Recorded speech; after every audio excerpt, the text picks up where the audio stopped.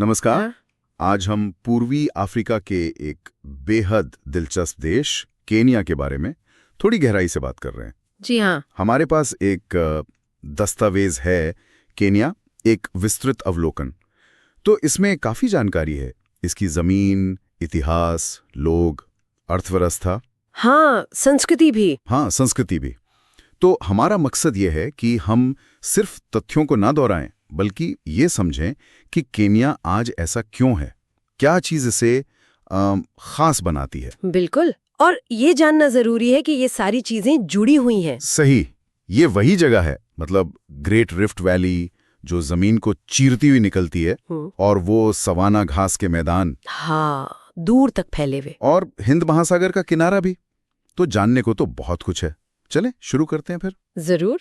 तो शुरुआत के लिए शायद सबसे पहले दिमाग में आता है वन्य जीव, मसाई मारा। हाँ, बिल्कुल। सुनते ही लगता है शेर दहाड़ रहे होंगे, जेबरा भाग रहे होंगे, ऐसा कुछ है ना। हाँ, वो तस्वीरें एकदम दिमाग में छपी हुई हैं। और वो बिग 5 का जिक्र भी जरूरी है। हाँ, शेर, हाथी, तेंदुआ, गैंडा और भैंस, इनको देखना तो मतलब एक सपना जैसा होता होगा। बिल्कुल।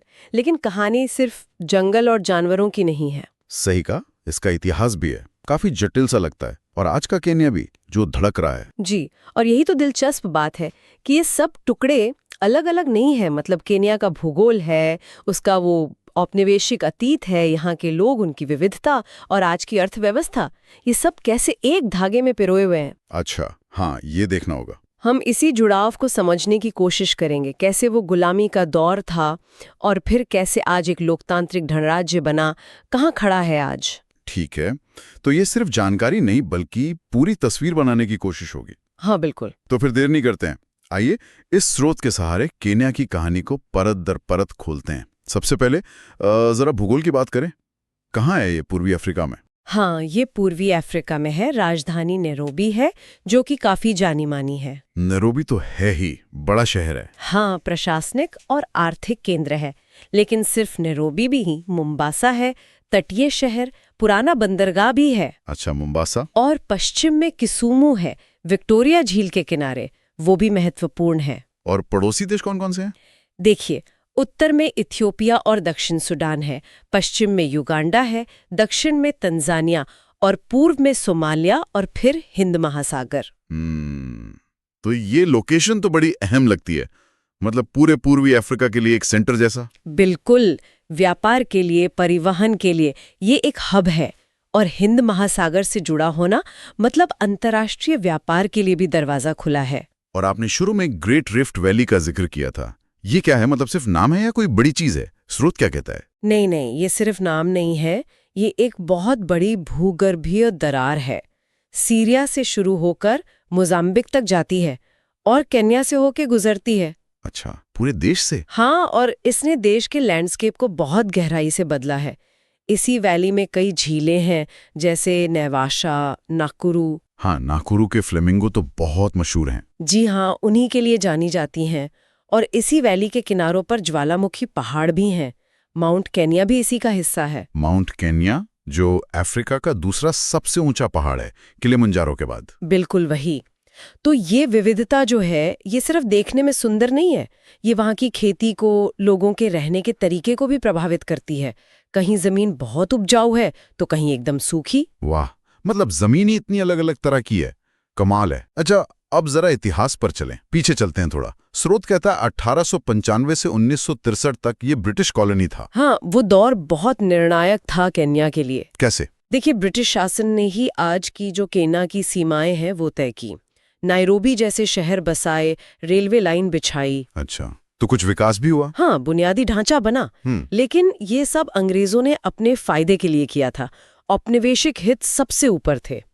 और इसी दौर में लोगों की जमीनें छीनी गईं, राजनीतिक अधिकार नहीं दिए गए, नस्लीय भेदभाव, ये सब बहुत बड़े पैमाने पर हुआ। और इसी से लोगों में गुस्सा पनपा। और उसी गुस्से का नतीजा था वो माऊ माऊ विद्रोह। हाँ, स्रोत में जिक्र है इसका, ये क्या था? ठीक ठीक। हाँ, माऊ माऊ विद्रोह ये मुख्य रूप से 1950 के दशक में हुआ। ब्रिटिश राज के खिलाफ एक बड़ा हथियारबंद संघर्ष था, खास तौर पर मध्य केन्या में। किकुयू समुदाय के लोगों ने ये लड़ाई लड़ी थी। किस लिए? जमीन और आजादी के लिए? हाँ, मुख्य मुद्दे यही थे, जमीन और स्वतंत्रता। ये दौर काफी हिंसक रहा और विवादास्पद भी। अंग्रेजों ने इसे बहुत बेरहमी से कुचला, हजारों लोग मारे गए, बहुत सारे जेलों में डाल दिए गए। ओहो। हालांकि फौज की नजरिए से देखें तो ये विद्रोह शायद सफल नहीं रहा, लेकिन इसने केन्या की आज़ादी की लड़ाई को बहुत तेज कर दिया और आज भी ये केन्या के इतिहास का एक अहम और संवेदनशील हिस्सा माना जाता है। और फिर आखिरकार 1963 में आजादी मिली, जुमो केन्याटा पहले राष्ट्रपति बने। वो तो बहुत बड़ा पल रहा होगा। यकीनन। स्रोत उन्हें राष्ट्रपिता कहता है, और वो थे भी। स्वतंत्रता के बाद क्या हुआ, देश कैसे आगे बढ़ा? जुमो केन्याटा ने शुरुआत में देश को एकजुट करने और विकास के रास्ते पर लाने में बड़ी भूमिका निभाई। उनके टाइम में केन्या में स्थिरता आई, पश्चिमी देशों से रिश्ते भी अच्छे बने। हालांकि उनके शासन पर भी कुछ आरोप लगे, जैसे सत्ता का एक जगह सिमट जाना, थोड़ा जातीय तरफदारी का भी। अच्छा। उनके बाद डैनियल अराप मोई का लंबा शासन आया। शुरुआत तो ठीक रही, लेकिन बाद में भ्रष्टाचार बहुत बढ़ गया, राजनीतिक विरोध को दबाया गया। फिर बदलाव कब आया? 1990 के दशक में। तब जाके मल्टी पार्टी डेमोक्रेसी यानी बहुदलीय लोकतंत्र वापस आया। तब से वहां नियमित चुनाव होते हैं। आज विलियम रूतो राष्ट्रपति हैं। सिस्टम तो बहुदलीय है, पर अक्सर राजनीति में जातीय समीकरण बहुत हावी रहते हैं। चुनौतियां अभी भी हैं। इतिहास तो वाकई उतार चढ़ाव वाला रहा है। अच्छा, अब जरा आज के केन्या पर आते हैं, वहां के समाज पर। 5.5 करोड़ के करीब लोग हैं। जी हाँ। और स्रोत में कई सारे एथनिक ग्रुप्स का जिक्र है, किकुयू, लुहिया, लुओ, कालेंजन, कंबा, और वो मसाई तो है ही। ये तो बहुत ज्यादा विविधता है। बिल्कुल है। केन्या में 40 से ज्यादा अलग अलग जातीय समूह हैं। सबकी अपनी भाषाएं, अपनी संस्कृति, अपनी परंपराएं हैं। 40 से ज्यादा? हाँ। किकुयू सबसे बड़ा समूह है, पर मेजॉरिटी किसी की नहीं है। और ये विविधता एक तरफ तो केन्या की पहचान है, उसकी खूबसूरती है, लेकिन जैसा हमने कहा, राजनीति में ये कई बार एक मुश्किल मुद्दा बन जाता है, पहचान की राजनीति। हाँ, ये तो कई जगह होता है। अच्छा, धर्म और भाषा के बारे में क्या पता चलता है? धर्म की बात करें तो ईसाई धर्म मानने वाले सबसे ज्यादा हैं, प्रोटेस्टेंट भी, कैथोलिक भी। ये ब्रिटिश मिशनरियों का असर है। अच्छा। लेकिन इस्लाम का भी काफी प्रभाव है, खासकर तट वाले इलाकों में। वहां अरब व्यापारियों का आना जाना सदियों से रहा है। और इनके अलावा जो पारंपरिक अफ्रीकी मान्यताएं हैं, वो भी अभी कई समुदायों में जिंदा है। और भाषा, बातचीत कैसे होती है इतने सारे समूहों में? उसके लिए 2 भाषाएं हैं। स्वाहिली राष्ट्रीय भाषा है और अंग्रेजी आधिकारिक भाषा। यानी दोनों चलती हैं? हाँ, दोनों। स्कूल में, दफ्तरों में, व्यापार में दोनों का खूब इस्तेमाल होता है। और ये अलग अलग समूहों के बीच एक पुल का काम भी करती हैं। ठीक है, चलिए अब उस चीज पर आते हैं जिसके बिना केन्या की बात अधूरी है, पर्यटन और वन्यजीव। मसाई मारा का जिक्र तो हुआ। हाँ, मसाई मारा तो है ही खास। लेकिन स्रोत में अम्बुसेली और सवाना का भी जिक्र है। इनमें क्या खास है? देखिए, मसाई मारा तो अपने सालाना ग्रेट वाइल्ड बीस्ट माइग्रेशन के लिए दुनिया भर में मशहूर है। हाँ, वो लाखों जानवर जो है एक साथ चलते हैं। जी हाँ, लाखों वाइल्ड बीस्ट और ज़ेब्रा तंजानिया के सेरेंगेटी से मसाई मारा आते हैं खाने पानी की तलाश में। कहते हैं कि ये धरती पर जानवरों का सबसे बड़ा जमावड़ा होता है। सोचकर ही रोंगटे खड़े हो जाते हैं। बिल्कुल। और अम्बुसेली नेशनल पार्क जो है, वो किलिमंजारो पहाड़ के शानदार नज़ारों के लिए जाना जाता है। और वहाँ हाथियों के बड़े बड़े झुंड दिखते हैं। अच्छा, हाथियों के लिए अम्बुसेली। हाँ, और सवाना मतलब वो विशाल घास के मैदान, वो तो केन्या के बड़े हिस्से में फैले हैं। और यही वो जगह है जहां वो बिग 5 शेर, हाथी, तेंदुआ, गैंडा, भैंस और न जाने कितने ही दूसरे जानवर रहते हैं। उन्हें उनके घर में देखना वो वाकई एक अलग ही अनुभव है। और पर्यटन ये केन्या के लिए विदेशी मुद्रा कमाने का एक बहुत बड़ा जरिया है। लाखों लोगों को इससे रोजगार मिलता है। क्या सिर्फ जानवर ही हैं या और भी कुछ है देखने लायक? माउंट केन्या का भी जिक्र था, अफ्रीका का दूसरा सबसे ऊंचा पहाड़। लोग जाते हैं वहाँ ट्रैकिंग वगैरह? हाँ, बिल्कुल जाते हैं। माउंट केन्या पर्वतारोहियों और ट्रैकर्स के बीच बहुत लोकप्रिय है। सोचिए, भूमध्य रेखा के इतने करीब और पहाड़ पर बर्फ जमी है। कमाल है, अपने आप में अजूबा है। और हाँ, हिंद महासागर का किनारा भी है। मोम्बासा, दियानी, मलंदी, इन जगहों पर बहुत सुंदर सफेद रेत वाले बीच हैं, नारियल के पेड़, कोरल रीफ्स। स्नॉर्कलिंग, डाइविंग के लिए बढ़िया होगा। बेहतरीन। और इस तटीय इलाके की अपनी अलग स्वाहिली संस्कृति और इतिहास भी है। तो मतलब नेचर लवर्स के लिए केन्या में सब कुछ है। रेगिस्तान से लेकर बर्फीले पहाड़ और समंदर तक। वाकई कमाल की जगह है। अच्छा, इतनी प्राकृतिक दौलत है तो अब सवाल आता है अर्थव्यवस्था का। देश चलता कैसे है? स्रोत कहता है कि ये पूर्वी अफ्रीका की सबसे बड़ी अर्थव्यवस्था है। जी हाँ, ये सच है। किस चीज पर आधारित है ये अर्थव्यवस्था? देखिए, पारंपरिक रूप से तो कृषि ही रीढ़ रही है, आज भी है। केन्या चाय और कॉफी का दुनिया के बड़े निर्यातकों में से है। अच्छा, चाय और कॉफी। हाँ, इसके अलावा ताजे फल, सब्जियां, फूल ये भी बहुत निर्यात होते हैं, खासकर यूरोप में। और दूसरा बड़ा पिलर है पर्यटन, जिसकी हमने बात की। लाखों लोगों को काम मिलता है इससे। लेकिन हाल के सालों में सर्विस सेक्टर यानी सेवा क्षेत्र बहुत तेजी से बढ़ा है। सेवा क्षेत्र मतलब जैसे फाइनेंस, टेलीकॉम, ट्रांसपोर्ट, आईटी, ये सब। नैरोबी एक बड़े रीजनल फाइनेंशियल और टेक हब के तौर पर उभर आया है। अच्छा, ये तो अच्छी बात है। लेकिन क्या सिर्फ कृषि और पर्यटन पर निर्भर रहने में कोई खतरा भी है? स्रोत में चुनौतियों का भी जिक्र है, बेरोजगारी, गरीबी, भ्रष्टाचार। हाँ, वो चुनौतियां तो है। देखिए, खेती मौसम पर निर्भर करती है, क्लाइमेट चेंज का असर पड़ रहा है। सही बात है। पर्यटन जो है वो दुनिया में कुछ भी हो जाए, जैसे कोई महामारी आ गई या सुरक्षा को लेकर चिंता बढ़ गई, तो एकदम से प्रभावित हो जाता है। हाँ, ये तो है। बेरोजगारी एक बड़ी समस्या है, खासकर युवाओं में। गरीबी भी काफी है, हालांकि पहले से कम हुई है। और भ्रष्टाचार, वो एक ऐसी दिक्कत है जो विकास की रफ्तार को धीमा करती है। सरकार पर दबाव भी रहता है इससे निपटने का।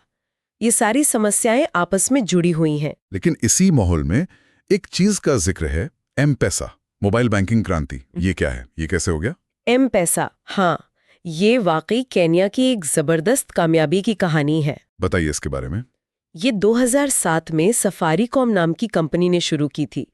ये मोबाइल फोन से पैसे भेजने और पेमेंट करने की सर्विस है। अच्छा, फोन से पैसे भेजना। हाँ, उस टाइम केन्या में बैंकों तक बहुत कम लोगों की पहुंच थी, लेकिन मोबाइल फोन तेजी से बढ़ रहे थे। तो एम-पैसा ने लोगों को एक आसान, सुरक्षित और सस्ता तरीका दे दिया। फोन से पैसे भेजो, पाओ, बिल भरो, यहाँ तक कि पैसे बचाओ भी। अरे वाह! इसने लाखों लोगों को फॉर्मल फाइनेंशियल सिस्टम से जोड़ दिया। छोटे छोटे व्यापारों को बहुत बढ़ावा मिला। गांव की अर्थव्यवस्था में तो जैसे क्रांति आ गई। कमाल है। ये दिखाता है कि अगर आप लोकल जरूरतों को समझें और तकनीक का सही इस्तेमाल करें तो कितना बड़ा बदलाव ला सकते हैं। अब तो ये दुनिया के कई विकासशील देशों के लिए एक मॉडल बन गया है। ये तो सच में प्रेरणादायक है, टेक्नोलॉजी का ऐसा जमीनी इस्तेमाल। अच्छा, अब जरा संस्कृति और रहन सहन पर आते हैं। मसाई जनजाति की बात तो हुई, उनकी वो लाल पोशाक, गहने, वो तो पूरी दुनिया में जाने जाते हैं। हाँ, वो तो आइकॉनिक है। लेकिन केन्या की सांस्कृतिक तस्वीर तो इससे कहीं ज्यादा बड़ी होगी ना? बिल्कुल। मसाई अपनी खास संस्कृति और पर्यटन में दिखने की वजह से शायद सबसे ज्यादा जाने जाते हैं, लेकिन वो केन्या की विशाल सांस्कृतिक विविधता का सिर्फ एक हिस्सा है। कुछ शहरों में जाएं तो मॉडर्न और ट्रेडिशनल लाइफस्टाइल का एक मिक्सचर दिखता है। संगीत कैसा है वहाँ का? हर तरह का। पारंपरिक लोक संगीत भी है और मॉडर्न बेंगा म्यूजिक भी बहुत पॉपुलर है। हिप हॉप भी है। कहानी कहने की परंपरा भी बहुत पुरानी और मजबूत है।